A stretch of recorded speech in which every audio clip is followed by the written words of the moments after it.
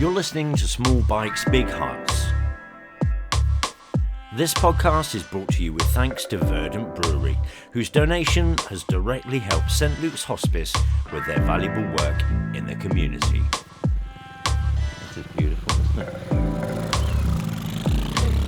it? Well held. It is beautiful. It's always beautiful here on the terrace at Carbis Bay with one of the best views on the planet. Well, I agree with you, mate. I mean, we've said this over the last couple of days as we've been resting. Spoiler alert, we did it. Well, you probably know that already, of course. But we've said that over the last couple of days that this is one of the most dramatic and impressive views. Like, you'd expect maybe to come back from a trip like we've been on and gone, oh, okay, it's not quite as... doesn't stand up, but it does stand up. It does stand up. It really absolutely stands up, and always has done, because I've been here for 23 years, and it does stand up. And when cars aren't running their engines ready to take the kids to the beach, it's usually quite peaceful here. Birds, yeah, gulls, yeah, the odd train. Yeah, beautiful. But the noises of summer is all The noises acceptable. of summer, absolutely. Yeah. I'm sure some people thought if those little buggers on their 125s weren't ploughing through our village, it's normally quite peaceful. It's here. normally quite peaceful. Yeah. Or if those two weren't cleaning their motorcycles and then starting them up Yeah. in the garage, Yeah. then Yeah. it would be peaceful here at Carbis Bay. Anyway. So we're back in Carbis Bay. That much is established. That much is established. Yeah. We did a little update from Land's End. But the last 3 days of the ride, it was a bit much for us to be able to do updates, really. There was a lot on family stuff, meeting up with family. Yes. And of course it was the 4th anniversary of my brother's funeral on the day that we arrived into Plymouth. So there's been various reasons that we didn't do the update, so we thought we'd do it all in one. Which means that there's a couple of our days to cover. So let's deal with Biggin Hill to Portland, because our last proper update was from Biggin Hill. Yeah, it was. Yeah. Biggin Hill, for those of you who don't know it at all, is in south east London, right on the edge of Greater London. And as soon as you leave that area into the countryside, heading out into some nice countryside, and that road that day to Portland, we went via Hastings on the south coast. We did. Not? Yeah. So we did pretty much a dogleg due south and then along the coast, finishing at Portland. Yeah. My views coming out of Biggin Hill, great to see the back of Greater London. Mm-hmm. Which is a misnomer, really, isn't it? Biggin Hill being Greater London, but officially it is. Officially it is. Officially it is. My uncle would insist that it's in the countryside. Yes. Yes. And he's right from his perception. It is right from his perspective. Yeah. What he'd call this, I don't know. Yeah. But it's beautiful countryside. Across the North Weald, I think it is, in Sussex, before you get down to the South Downs and the North Downs on the south coast. So there's and that's one of the national parks. So it's great rolling fields, countryside, and some great roads. Coastal cities, coastal towns kind of featured quite a lot, didn't they? So we had like Hastings, then Brighton, then we were out the other side when we met Charlie at Shoreham, and then kind of popped out into the countryside a little bit, where we went up and over to avoid Portsmouth and Bournemouth. No offence, Portsmouth and Bournemouth, it's just not the exciting riding, especially on a bank holiday Monday. And we didn't want to do the M27. No. So we avoided that. Hastings, it's the same issues with Workington and Bridlington in many ways. Morecambe. The contradistinction was Brighton. As we rode along the seafront, Brighton shouts at you, there's money here. Places are painted, it's busy. I didn't see too many boarded up shops. No. They will be there in parts of Brighton, no doubt. But it was like a jewel in some other tatty crowns. But you can see why people go to Hastings on days like today. I mean, the beach is huge. And for people living in the countryside in Greater London, Hastings would be great. You're not going to live that down, Uncle Steve. No. So some good riding, some good views. Good to be out of London. Yeah, yeah. We had our first hiccup on that day with accommodation because, as viewers will know by now, we're writing a book, The Motorcyclist's Guide to Great Britain. Yeah, yeah. And many months in advance we phoned around to find people that might be interested in taking part, and there was a standard communication area. Probably something went into spam, I would imagine, and our very lovely hosts in Dorchester were unfortunately not able to take us in because they were expecting us on a different night. The next night. Yeah, and the confirmation of the date had gone missing. Yes. So thank you anyway for the offer. We're still very grateful. We hope to maybe see you at another time. Dorchester's not that far away. But it did mean we had to think on our feet a little bit, didn't it? And the bonus was Portland. The bonus was Portland. You got in contact with Peter, who owns the Beach House Hotel on Portland Island. Yeah. And he was more than happy to host us. Yeah. Has a Triumph Bonneville in his lounge. Perfect. That says something. Yeah. And the original Spotify. Yeah. 1970s jukebox. Yeah. Analog Spotify. Oh, yeah. Yeah. And one of the best chippies in the country. Old-fashioned. Yeah. Seaside treat. Yeah. Which if you can be sniffy about that sort of thing if you wish. But my God, I was more than happy to sit there, watch the sunset, fish and chips on the beach. Yep. We'll come back to the sunset. Oh. But, yeah. I mean, we've seen some beauties, haven't we? We certainly have. Okay, so we also went out to Portland Bill, didn't we? And met up with there was loads of bikers down there. In fact, we ended up inadvertently leading a procession of about 20 bikers in. Yeah. I nearly got clonked on the head by a traffic barrier. Yes. Yeah. Would have been the first concussion of the trip. It would have been. You ducked just in time. I think I've got that on camera. I need to find that actually. I might have it on my camera. Yeah. I need to find that. But all in all, that was a happy accident, I would say, Portland, and I look forward to going back there with intention again. I would go back to Portland. Yeah. Okay, so then that was Bank Holiday Sunday. I apologise. Bank Holiday Monday, we then had our hop down to Plymouth. Yes. Now, seaside towns continued. Yeah, and we went to Sidmouth first of all. I mean, it was obviously packed. It was very busy. Yeah. Again, a little bit smarter than other seaside towns. Now, I know it's the home of the Sidmouth Folk Festival as well, and whether that's a marker of how well Sidmouth is doing, I don't know. But Sidmouth was lovely along the seafront, a much smaller version than places like Hastings and Morecambe, of course, but a very pleasant stop. Yeah. And we found some cool roads that kept us off of the A38. Yeah. We didn't touch the M5. Yeah. So we had to kind of like zip into the corner of Exeter, and anybody who knows Exeter will know that the traffic infrastructure of Exeter is completely fucked. Yeah. But we've managed to just nip in and out again, and then bounced over the country roads almost to halfway between Exeter and Torbay on that main road there. Yeah. We had another little record there, can you remember?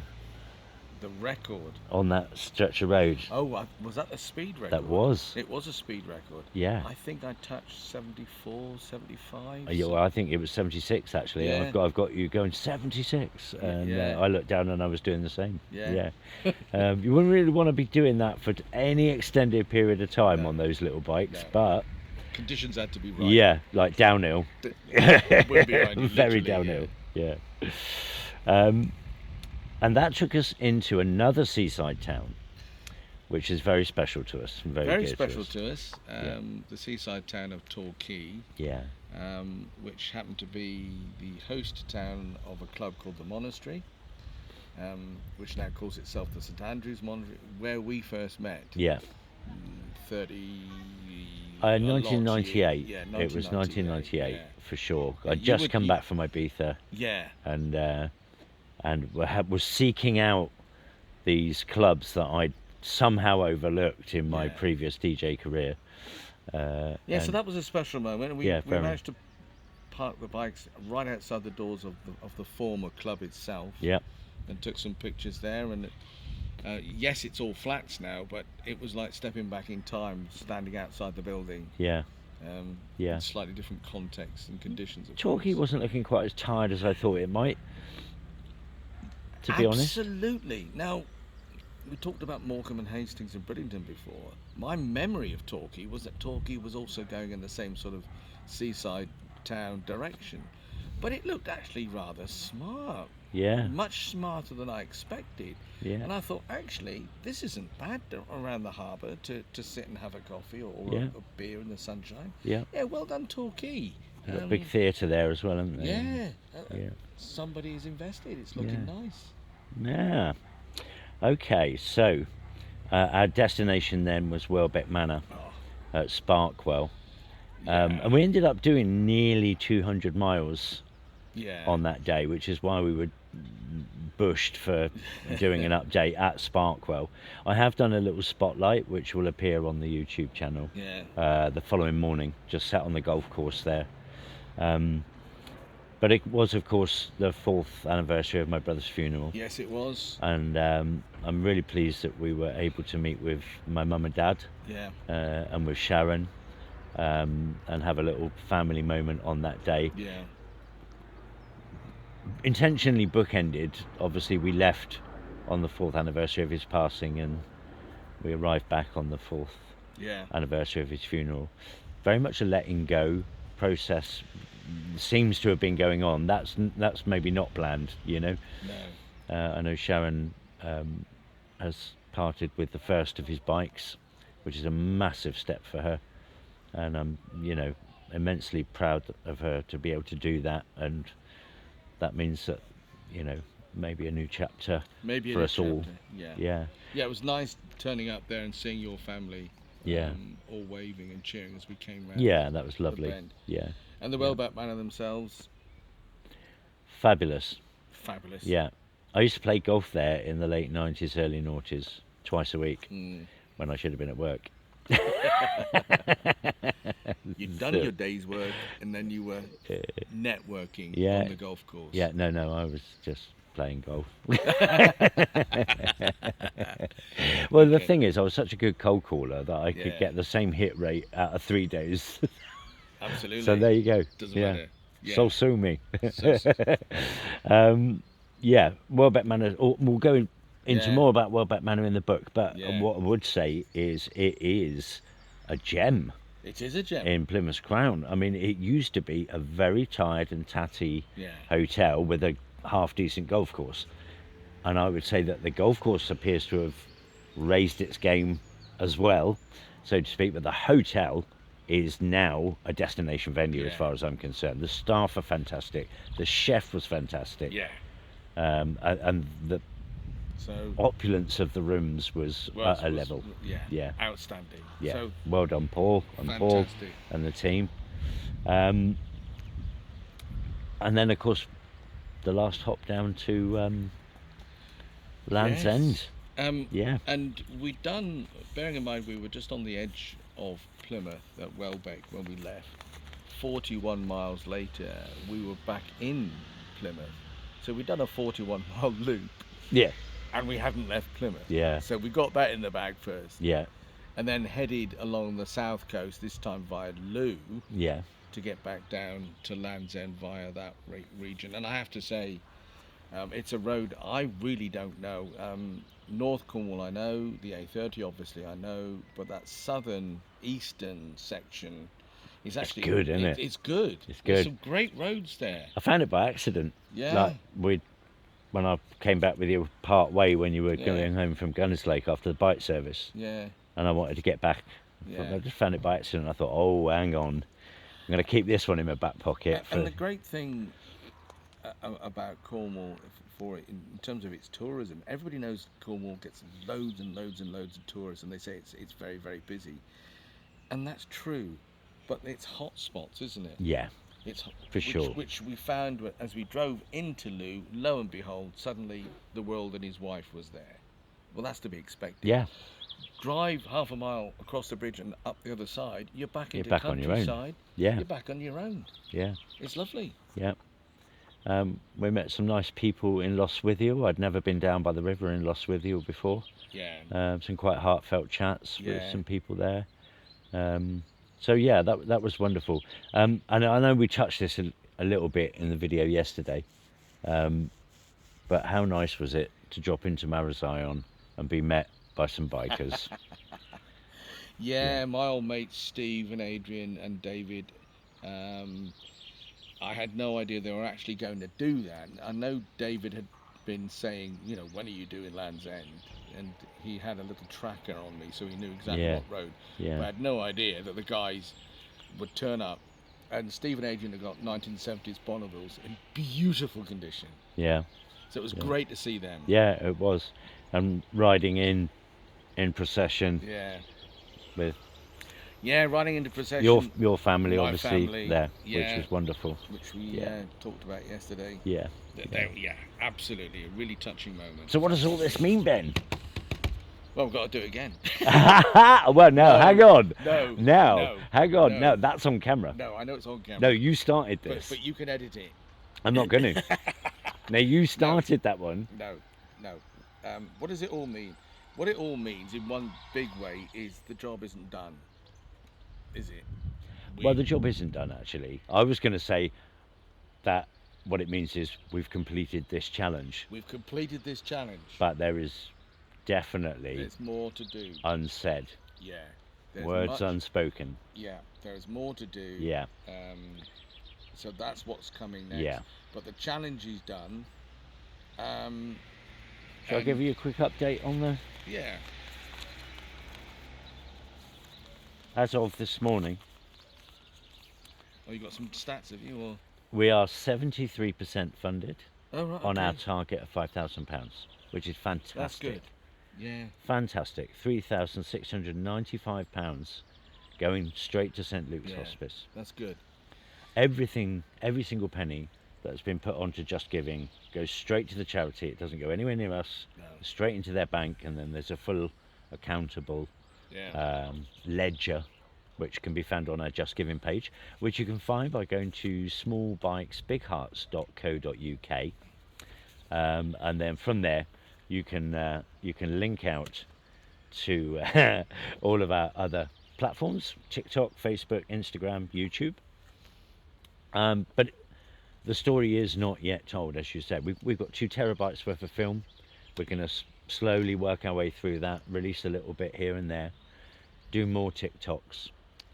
But if you've been meaning to donate, or if you've been waiting to donate, it would be great if you could visit our Just Giving page via the website address and support that charity, without which it's fair to say Colin would not have been able to pass away at home, where he so desperately wanted to be, near his bikes, near his friends, near his family. And in those last days, when there's so much going on, just being at home, you can't put a price on that. No, you really can't. No. And that's the main reason we've done this. Yeah, absolutely. I could have just got on a motorcycle, and I've got big motorcycles in there, and bombed up to John O'Groats. I can still do that, but that wasn't the point. That wasn't the point. The point was to in a small way, show resilience and suffering, and and to raise the profile of the hospice movement. Raise the profile of the hospice movement in general, because they are massively underfunded. Let's not get political though, because it does make me... Anyway, a bit of fun. Shout out? Let's finish on a bit of fun. No, we'll do that right there. Oh, all right, yeah, we'll do the shout outs. Do the shout out first. Yeah, all right. Okay, so there's 2 more charities that put stickers on the bikes that we've yet to mention. The first being Iconic Opticians. You may have seen me sporting a nice pair of Ray-Bans, prescription Ray-Bans, which I paid for in full, by the way. We haven't been given any cheeky gifts from our optician friends at Iconic, but they were really useful for riding when it was really bright yesterday and my visor shelter wasn't enough. But Iconic Opticians have branches in Plymouth, they have branches in Plymstock, and they have branches in Tavistock, and we want to thank the guys there for that. And of course the final is alphabetically, the final is Spa Southwest. Of course it is. Appleby Westward, which we could have done at the front end, really. Yeah, Spa, yeah. Who were really supportive and helpful. Yeah, it was lovely to meet them all. Lovely guys. Yeah. And girls. So, a bit of fun then to finish. A bit of fun to finish. And this is the equivalent of our Dundies. Now, we couldn't really do a kind of a best of, like with the hotels, because everybody's been fantastic. It wouldn't be fair to do that. So, what we have done is put together our best ofs that we feel represent the ride as a whole. So, number one is best view. Best view, and there was a few of them. There was a lot of them. Yeah. But it has to go to Glencoe. And the best view was manifest in our standing at the car park and saying very little, if anything at all. We were supposed to be doing a on-bike podcast that day, and we rode for 20 minutes in silence. I think that so Glencoe in Cornwall, Glencoe Valley, take a bow. Yeah. You are officially our best view. Glencoe in Cornwall? Did I say Cornwall? You did. I did. Glencoe in Scotland. Don't come to Cornwall. Don't come to Cornwall looking for the Glencoe Valley. You'll get the Tamar Valley and be done with. Yeah. So Glencoe, knocked it out of the park. I apologise, Glencoe. Okay, now, this one prompted a bit of conversation this morning. It did. The best item of motorcycle gear. Yeah. And we both love our Merlin jackets because people comment on them and everything, and they were up there. They were up there. But there was one piece of kit that just did its job every single day. It delivered on its promises, and we didn't have to think about it. And that's the criteria that we finanie selected. Would you like to reveal our best piece of motorcycle kit? Kriega, Kriega, the Kriega dry rucksack, the waterproof, because it had to be that was the point. That was the point. A waterproof rucksack, but also designed for motorcyclists so that it sits comfortably on your chest, so you're not open to drag, etc. Comfortable to wear, protects your gear. They're robust, aren't they? They're as well? Very robust. Because I threw mine around a lot. You throw yours around a lot. Yeah, we left them on the side of the pavement at one place, didn't we? Almost gifted it to a homeless man. So the Kriega rucksack, well done, Kriega. Yep, you are our best item of gear. Another one that caused quite a bit of chit-chat this morning. The best days ride, the full point-to-point. Yeah.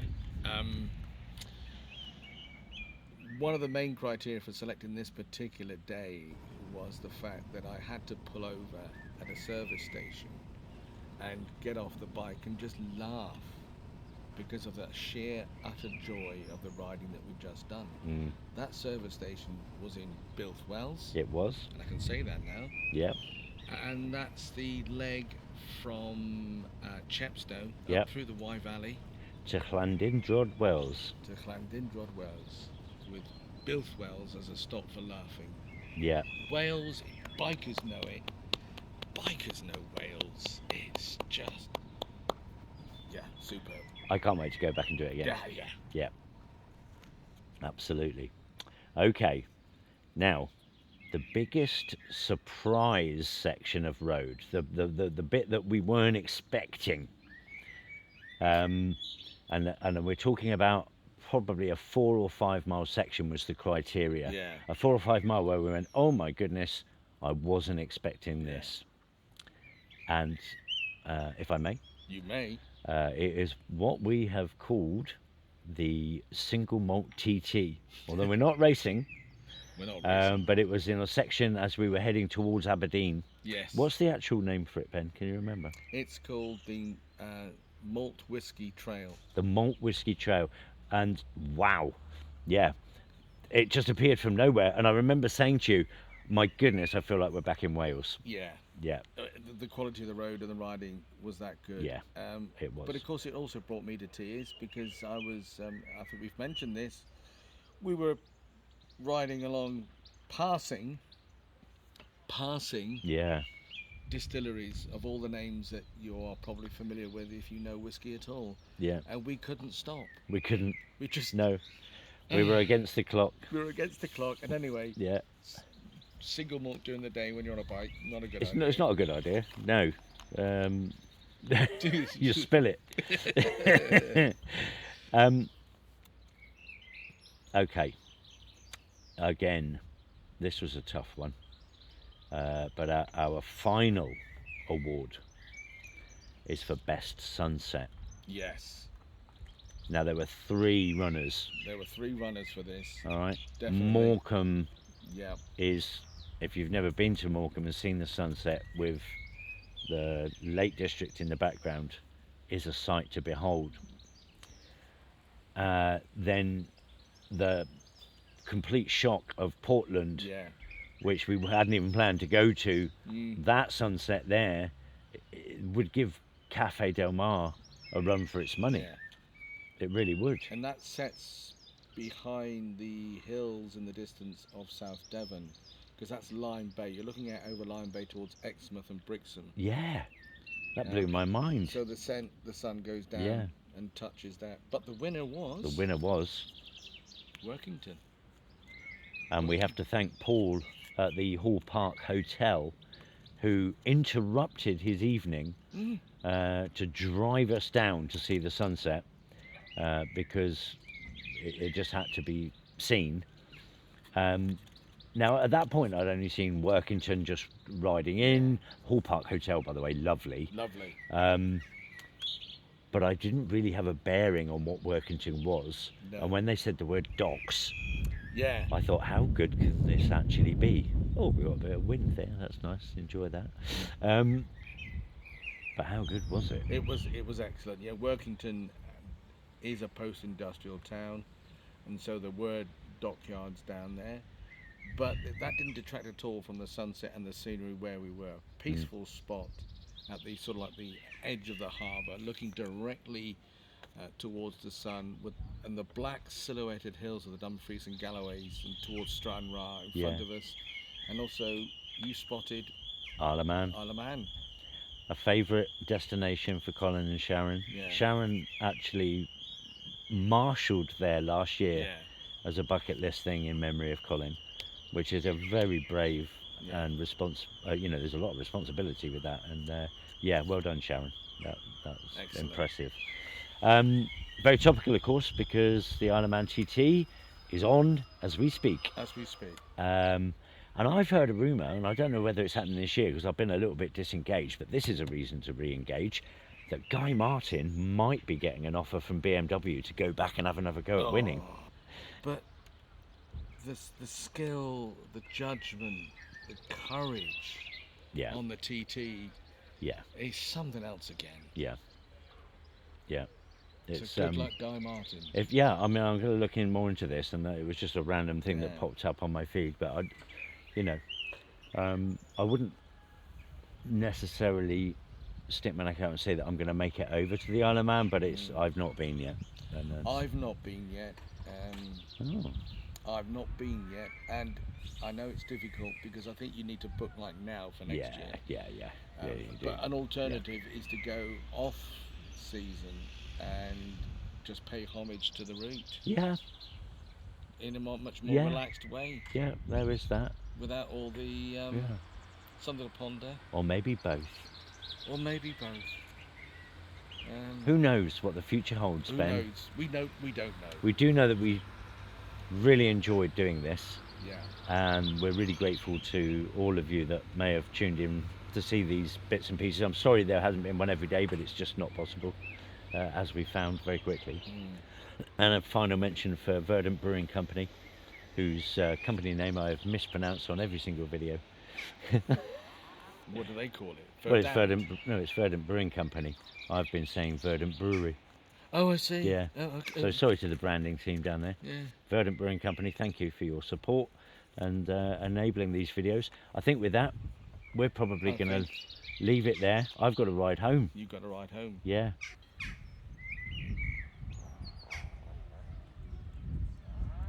Nice little wobble on the camera at the end. Just nice little two-stroke engine. Yeah. God, I love a two-stroke.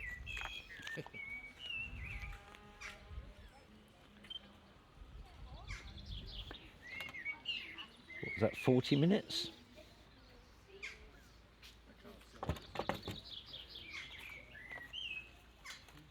Beautiful up here, isn't it, with the birds and